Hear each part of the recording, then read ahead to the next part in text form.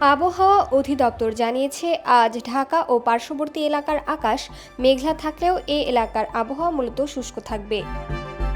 মঙ্গলবার ১২ আগস্ট ঢাকা ও আশেপাশের এলাকার আবহাওয়ার পূর্বাভাসে এই তথ্য জানানো হয়েছে। পূর্বাভাসে বলা হয়েছে, আকাশ অস্থায়ীভাবে আংশিক মেঘলা থাকতে পারে, তবে আবহাওয়া প্রধানত শুষ্ক থাকারই সম্ভাবনা রয়েছে। ওয়ালটন এখন দেশের সীমানা পেরিয়ে পৌঁছে গিয়েছে ৫০টিরও বেশি দেশে। ওয়ালটন, ঘরে ঘরে, বিশ্বজুড়ে। এছাড়া দক্ষিণ বা দক্ষিণ পূর্ব দিক থেকে ঘন্টায় ১০ থেকে ১৫ কিলোমিটার বেগে বাতাস বয়ে যেতে পারে। দিনের তাপমাত্রা আজ অপরিবর্তিতই থাকতে পারে।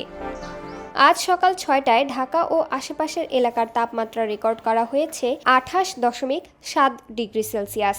আজ ঢাকার বাতাসে আর্দ্রতা পরিমাপ করা হয়েছে ৮৮%। এদিকে সোমবার ঢাকা ও পার্শ্ববর্তী এলাকায় সর্বোচ্চ তাপমাত্রা রেকর্ড করা হয়েছে ৩৫.৫ ডিগ্রি সেলসিয়াস।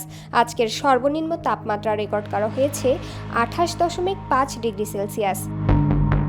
গতকাল ঢাকা ও আশেপাশের এলাকায় কোনো বৃষ্টিপাত রেকর্ড করা হয়নি।